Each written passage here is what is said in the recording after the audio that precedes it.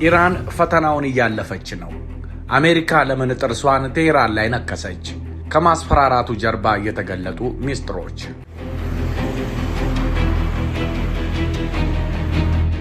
ኢራን ከሰሞኑ ከገጠማት አደገኛ ነውጥ ለመውጣት አፋፍ ላይ የደረሰች ይመስላል። በተለይም ከቀናት በፊት በተለያዩ ከተሞች የተካሄዱት የድጋፍ ሰልፎች የመንግስት ግልበጣው ሙከራ የከሸፈ ለመሆኑ ምልክት የሰጠ ነው። የዚህ ሙከራ መክሸፍ ግን ለዋሽንግተንና ቴልአቪቭ የውርደት ያህል ተቆጥሯል። በዚህም ሚሳኤልን መዛለን፣ ቦምብ እናዘንባለን እያሉ ሲሆን ኢራንም በበኩሏ የዋዛ እንዳልመስላችሁ ከፈለጋችሁ ሞክሩኝ እያለች ነው። እንደው የእስራኤል ያዙኝ ልቀቁኝስ ከስጋት የሚመነጭ ነው ብለን እናስብ። የአሜሪካ ከኢራን ጋር መቃቃር ግን ምክንያቶቹ ዓለምንም የሚያስደንቁ ናቸው። ሰሞነኛ የሁለቱን ሀገራት የዘመናት የጥል ምክንያቶችና የመጋረጃ ጀርባ ሚስጥሮች ሊያስቃኛችሁ ተዘጋጅቷል። በዚህም ለመሆኑ ኢራን በአሜሪካ ጥርስ ውስጥ የገባችው ለምንድን ነው የሚለውን እንዳሰሳለን። የምዕራባውያን ሚዲያ የሚያነሷቸው ኢራንን የሚያስጠቁሩ ሰበቦች ምን ያክል ስህተት ናቸው የሚለውንም አብጠርጥረን እንመለከታለን። እስከ መጨረሻው አብራችሁን ቆዩ። በአዲስ አበባ ሜክሲኮ ታላቅ ብስራት ከአባይ ሆምስ ሪል ስቴት የቤትና የንግድ ሱቅ ፍላጎቶን ለማሟላት 12000 ካሬ ላይ ግዙፍ መንደር ገንብተናል። ለመኖሪያ ምቹ በሆነው መንደራችን እንደ ምርጫው ከ78 ካሬ እስከ 158 ካሬ ስፋት ያላቸው ከባለ 1 እስከ 3 መኝታ ለሽያጭ አቅርበናል። ምን ይሄ ብቻ! አትራፊ የሚያደርጉት የንግድ ሱቆች ከ10 ካሬ ጀምሮ እኛ ጋር ያገኛሉ። ቀድመው ለሚመጡ ደንበኞቻችን እስከ 20% ቅናሽ አዘጋጅተናል። በደማቋ ሜክሲኮ ቤትና ሱቆችን ለመግዛት ጊዜው አሁን ነው። ለበለጠ መረጃ በስልክ ቁጥር 0978212131 ወይም 0960672131 ይደውሉ። አባይ ሆምስ ሪል ስቴት፣ ጊዜው የአባይ ነው። በምዕራባውያን ሚዲያ የጠቆረችው ኢራንና የከሸፈው ሐሰተኛ ትርክት። በእርግጥ ኢራንን በምዕራባውያን ሚዲያ በኩል የሚመለከት ሰው የሚሰማው ጥቂት የጨለሙ ነጥቦችን ነው እንጂ ትክክለኛውን እውነታ መረዳት አይችልም። የምዕራባውያን ሚዲያ ከሚያነሷቸው ወሳኝ ጥያቄዎች መካከል ከጥር 1971 አብዮት በኋላ የአሜሪካ ዜጎች በኢራናውያን ወጣቶች የታገቱበትን ክስተት በተመለከተ አሜሪካ አሁንም ይቅርታ አለማድረጓ ዋነኛው ሲሆን ኢራን የሽብርተኞች አጋዥ ናት የሚለው ይከተላል። መላው ዓለምን ለማሳመን ደግሞ ኢራን በሚስጥር የኒውክሌር ጦር መሳሪያ ለማምረት እየተንቀሳቀሰች ነው የሚል መረጃ ያሰራጫሉ። በተረፈ ደግሞ ሌላኛው በኢራን የሴቶች መብት ይረገጣል የሚለው ነው።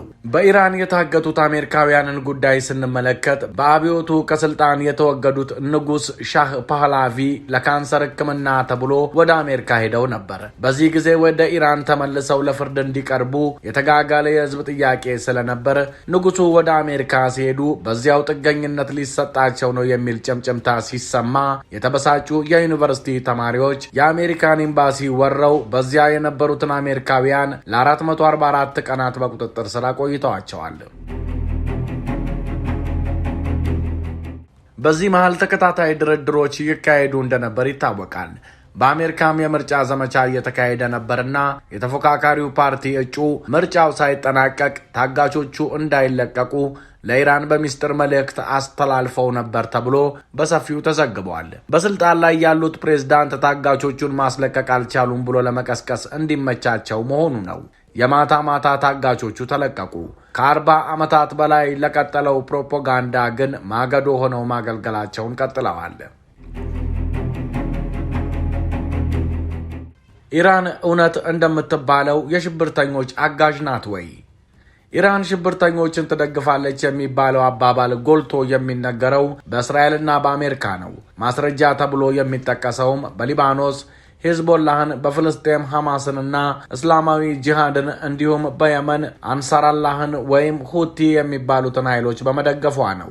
ለእያንዳንዱ ድርጅት የምትሰጠውን ድጋፍ ቀረብ ብሎ ላየ ግን የተለየ ምስል ይገለጥለታል። ሂዝቦላህ የሊባኖስ ሺዓ ታጣቂ ኃይል ሆኖ የተመሰረተው እንደ አውሮፓውያን አቆጣጠር በ1982 ሲሆን ዓላማውም እስራኤልን በወረራ ከያዘችው የሊባኖስ ግዛት በትጥቅ ትግል ማስወጣት ነበር። ከዚህ በመነሳት ድርጅቱ የነጻነት ታጋይ እንጂ ሽብርተኛ አይደለም የሚሉ በርካቶች ናቸው። አሜሪካ፣ የአውሮፓ ህብረትና አንዳንድ የአረብ ሀገሮች ግን በሽብርተኝነት ፈርጀውታል። ለዚህ ፍረጃ ምክንያታቸው የእስራኤል ተጻራሪ ኃይል መሆን ብቻ ይመስለኛል። ሂዝቦላህ በአሁኑ ጊዜ ከወታደራዊ ኃይሉ ጎን ለጎን ፖለቲካዊ ክንፍ ያለው ሲሆን በምርጫ ተወዳድሮ በሊባኖስ ፓርላማ ውስጥ የተወሰኑ ወንበሮች ያሉት ድርጅት መሆኑ ይታወቃል። ሌላኛው ሐማስ በጋዛ ከነበረው የሙስሊም ወንድማማቾች ማህበር የወጣ ድርጅት ሲሆን በፒኤልኦ እና እስራኤል የተፈረመውን የኦስሎ ስምምነት በመቃወም የፍልስጤምን ነጻነት ማስገኘት የሚቻለው በትጥቅ ትግል ነው ብሎ የተነሳ ነው። ታጣቂ ክፍሉ የተመሰረተው በ1987 ማለትም እስራኤል ጋዛን ከተቆጣጠረች ከ20 ዓመታት በኋላ መሆኑ መዘንጋት የለበትም። እስራኤል በአሁኑ ዘመን የምትወስዳቸውን እርምጃዎች በሐማስ ለማሳበብ የማይቻለው ከ1948 ጀምሮ በዘር ማጽዳት ዘመቻ ላይ የቆየች መሆኗን ስናስታውስ ነው። ሐማስ በመርህ ደረጃ የሁለት መንግስት መፍትሄ የሚባለውን እንደሚቀበል ካሳወቀ ቆይቷል። ይህ ማለት እንደ አውሮፓውያን አቆጣጠር በጁን 1967 መጀመሪያ የነበረውን ወሰን መሰረት ያደረጉ የእስራኤልና የፍልስጤም መንግስታት ማቋቋም ነው። እንደ አውሮፓውያን አቆጣጠር በ2006 በተካሄደው ምርጫ ሐማስ ሲያሸንፍ ውጤቱን እስራኤልና አሜሪካ ካለመቀበላቸውም በላይ ሌሎች የፍልስጤም ድርጅቶች ለአሸናፊነቱ እውቅና ሰጥተው ከእሱ ጋር እንዳይሰሩ ጫና ስለፈጠሩባቸው ጋዛን በብቸኝነት ሲያስተዳድር ቆይቷል። የፍልስጤም እስላማዊ ጂሃድን ስንመለከት ይህም ድርጅት ከሙስሊም ወንድማማቾች ማህበር የወጣ ሲሆን በኢራን የተካሄደውን እስላማዊ አብዮት እንደ አርአያ እንደወሰደው ይገለጻል። የተቋቋመው እንደ አውሮፓውያን አቆጣጠር በ1981 ነው። ካልተሳሳትኩ በጋዛ ካሉ ታጣቂ ኃይሎች በሁለተኛ ደረጃ የሚቀመጥ ነው። ድርጅቱ የሁለት መንግስት መፍትሄ የሚባለውን አማራጭ ስለመደገፉ የተረጋገጠ ነገር አላነበብኩም። ኢራን ለሁለቱ ድርጅቶች እገዛ እንደምታደርግ በግልጽ ትናገራለች።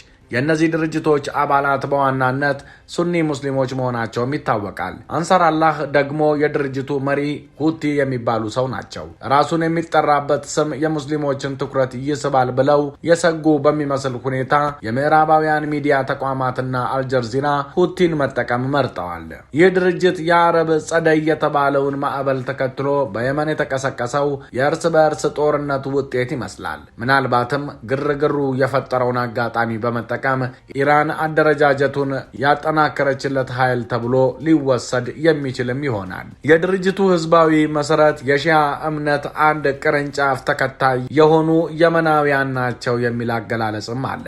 ሰነአ ላይ በተቋቋመው መንግስት ውስጥ ግን በርካታ ሱኒዎች አሉበት። ባለፈው ሰሞን እስራኤል በስብሰባ ላይ እንዳሉ ከፈጀቻቸው ሚኒስትሮች መካከልም የተወሰኑ ሱኒዎች ነበሩ። ኢራን የአሜሪካና የእስራኤልን ትልም ለማክሸፍ የአንሳር አላህ መጠናከርን አጥብቃ የምትደግፈው ይመስላል። እንደሚታወቀው ከበርካታ ዓመታት ጀምሮ በአሜሪካ በኩል ለባህረ ሰላጤው ሱኒ ነገስታት ቀንደኛ ጠላታችሁ እስራኤል ሳትሆን የኢራኑ የሺያ መንግስት ነው የሚል ቅስቀሳ ሲካሄድ ቆይቷል። በዋሽንግተን የስልጣን ኮሪደር የእስራኤል የሳውዲ አምባሳደሮች እኩል ተደማጭነት አላቸው የሚል ጽሑፍ ከ20 ዓመት በፊትም ታትሞ ነበር። የአብርሃም ስምምነት አብርሃም አኮርድስ የሚባለው ፕሮጀክትም በፍልስጤም ነጻነት ጉዳይ ኢራንን ነጥሎ ለማስቀረት የሚደረግ ጥረት መሆኑ ግልጽ ነው። በኢራን እይታ የሳውዲ ጎረቤት የሆነ የእሷ ደጋፊ ኃይል መኖሩ ጠቃሚ ተብሎ እንደሚወሰድ ለመገመት አይከብድም። አንሳር አላህ የፈጸመው የሽብር ድርጊት የለም የሚሉ ብዙ ናቸው። እነዚህ ተንታኞች አሸባሪ የተባለው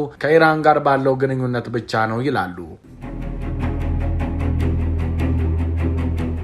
ትኩረት የሚስበው የኢራን የኒውክለር ፕሮግራሙ የተጀመረው በአሜሪካ እርዳታ በ1960ዎቹ መጀመሪያ ላይ ነበር። በዚያ ዘመን አሜሪካ ለተለያዩ አጋር ሀገራት አቶሚክ ኢነርጂን ለሰላማዊ አገልግሎት ጥቅም ላይ እንዲያውሉ አቶምስ ፎር ፒስ ስታግዝ እንደነበር የሚታወቅ ነው። ዛሬ ከነዚህ ሀገሮች መካከል እንደና ፓኪስታን የኒውክለር ጦር መሳሪያ ባለቤቶች ሆነዋል። እስራኤል ኒውክለር መሳሪያ መታጠቋ ከታወቀ በኋላ የኢራኑ ሻም እኛም እንሞክር እንዴ ማለት ጀምረው ነበር። ከእስላማዊ አብዮት በኋላ የኢራንና እስራኤል ግንኙነት ሲበላሽ የኢራን መንግስት በፓኪስታን የኒውክለር ኮንትሮባንድ ሰንሰለት ተጠቅሞ የመሳሪያ ግንባታ ፕሮጀክት ጀምሮ እንደነበር ይነገራል። ከዓለም ዙሪያ በደረሰበት ጫና ምክንያት ፕሮግራሙን እንዳቋረጠም ይታመናል። ከአሜሪካ፣ እንግሊዝ፣ ሩሲያ፣ ቻይና፣ ፈረንሳይና ጀርመን ጋር 5 ዓመታት የፈጀ ድርድር ካካሄደ በኋላም ዩራኒየም ማበልጸጉን ሊያቆም ተስማምቶ በምላሹ ማዕቀብ እንዲነሳለት ቃል ተገብቶለት ነበር። ጆይንት ኮምፕሬሄንሲቭ ፕላን ፕላን ኦፍ አክሽን እየተባለ የሚጠራውን ይህን ስምምነት አጥብቃ ያወገዘችው እስራኤል ነበረች። ስምምነቱ የተፈረመው በባራክ ኦባማ ዘመነ መንግስት ነበር። ዶናልድ ትራምፕ ስልጣን ላይ እንደወጡ ሀገራቸው ከዚህ ስምምነት እንደወጣችና በኢራን ላይ ከባድ ጫና የሚፈጥር ማዕቀብ ማክሲመም ፕሬዠር ሳንክሽንስ እንደምትጥል አስታወቁ። ትራምፕ ወርደው ባይደን የፕሬዝዳንትነት ቦታውን ሲይዙም ማዕቀቡ አልተነሳም። ቤንያሚን ኔታንያሁ በየዓመቱ ኒውዮርክ እየሄዱ ኢራን ኒውክለር ልትታጠቅ አንድ ሐሙስ ነው የቀራት ማለታቸውንም አላቋረጡም። እውን ግን ኢራን ኒውክለር መታጠቅ ትፈልጋለች? ይህን በተመለከተ አንዳንድ ተንታኞች የሀገሪቱ መሪ ያስቀመጡት ሃይማኖታዊ ገደብ ስላለ ኒውክለር ብቻ ሳይሆን ሌሎችንም ጅምላ ጨራሽ መሳሪያዎች ማምረት አይቻልም ይላሉ። ሌሎች ደግሞ ኢራን ጃፓን የደረሰችበትን አቅም ማግኘት ትፈልጋለች የሚል ትንተና ይሰጣሉ። ይኸውም ኒውክለር መሳሪያ ማምረት ቢያስፈልጋት ያንን በአጭር ጊዜ ውስጥ ለማሳካት የሚያስችል የቴክኖሎጂ እድገት ደረጃ ላይ መድረስ ትፈልጋለች ማለት ነው። የተወሰኑ ሀገሮች ጃፓን፣ ጀርመን፣ ደቡብ ኮሪያ፣ ምናልባትም ታይዋን፣ ብራዚል ይህንን አይነት አቅም አዳብረዋል ተብሎ ይገመታል። የፖለቲካ አመራሩ ይሰራ ብሎ ከወሰነ ያንን በአጭር ጊዜ ለመፈጸም የሚያስችል የቴክኖሎጂ አቅም አላቸው። የተለየ አስተያየት የሚሰጡም አሉ። ታዋቂው አሜሪካዊ የፖለቲካል ሳይንስና ዓለም አቀፍ ግንኙነት ፕሮፌሰር ጆርጅ ሚርሻይመር እኔ የኢራን መሪ አማካሪ በሆን ኖሮ ኒውክለር ብንታጠቅ ይሻላል የሚል ምክር አቀርብ ነበር ብሏል። እስራኤል ጥቃት እንዳትሰነዝር አስተማማኝ መከላከያ የሚሆነው ይህ አማራጭ ነው ከሚል እሳቤ ተነስቶ ነው ሐሳቡን ያቀረበው። ሌላው ኢራን የኒውክለር መሳሪያን መስፋፋት የሚገድበውን ስምምነት ፈርማለች። መካከለኛው ምስራቅ ከኒውክለር መሳሪያዎች ነፃ ይሁን የሚለውን ጥሪም ትደግፋለች። ኤንፒቲ ያልፈረመች መሳሪያውንም የታጠቀች ሀገር እስራኤል ናት። ከዚህ በመነሳት ኢራን ኒውክለር ታጥቃ እስራኤልን ወደ ድርድር ለማምጣት ብትሞክር የተሻለ ይሆናል የሚሉም አሉ። የዚህ ድርድር ዓላማ ሁለቱም ሀገሮች የኒውክለር ትጥቃቸውን እንዲፈቱ ማድረግ ይሆናል ማለት ነው። አሜሪካ አምና በሰኔ ሁለቱን ጣቢያዎች ከመደብደቧ በፊት ኢራን ከ400 ኪሎ በላይ የተነጠረ ዩራኒየም አሽሽታለች ተብሎ ተዘግቧል። አንድ ሳይንቲስት ይህ መጠን አንድ አረር ለመስራት በቂ ስለሆነ ኢራን በይፋ ያልታወጀ ኒውክለር የጦር መሳሪያ እንዳላት ሊቆጠር ይችላል። በጠቅላላው አሜሪካ ከላይ እንዳነሳነው ሁሉ እስካሁን ኢራንን ለማጥቃትም ሆነ ለማጠልሸት የምታነሳቸው ምክንያቶች ሁሉ ውሃ የማያነሱ ናቸው። የጥላቻቸው ምንጭ ግን ምናልባትም መነሻው ከታሪክ የሆነ የሚቀዳው ደግሞ ከወደ ቴል አቪቭ ስለሆነ ነው። የተወደዳችሁ የሰሞነኛ ቤተሰቦች አብራችሁን ስለቆያችሁ ምስጋናችን ከልብ ነው። ሰብስክራይብ በማድረግ ቤተሰብ ሁኑን። ሰናይ ጊዜ። ሰላም በምድራችን ላይ ይስፈን። ሰላም። በአዲስ አበባ ሜክሲኮ ታላቅ ብስራት ከአባይ ሆምስ ሪል ስቴት የቤትና የንግድ ሱቅ ፍላጎቶን ለማሟላት 12000 ካሬ ላይ ግዙፍ መንደር ገንብተናል። ለመኖሪያ ምቹ በሆነው መንደራችን እንደ ምርጫው ከ78 ካሬ እስከ 158 ካሬ ስፋት ያላቸው ከባለ 1 እስከ 3 መኝታ ለሽያጭ አቅርበናል። ምን ይሄ ብቻ! አትራፊ የሚያደርጉት የንግድ ሱቆች ከ10 ካሬ ጀምሮ እኛ ጋር ያገኛሉ። ቀድመው ለሚመጡ ደንበኞቻችን እስከ 20% ቅናሽ አዘጋጅተናል። በደማቋ ሜክሲኮ ቤትና ሱቆችን ለመግዛት ጊዜው አሁን ነው። ለበለጠ መረጃ በስልክ ቁጥር 0978212131 ወይም 0960672131 ይደውሉ። አባይ ሆምስ ሪል ስቴት፣ ጊዜው የአባይ ነው።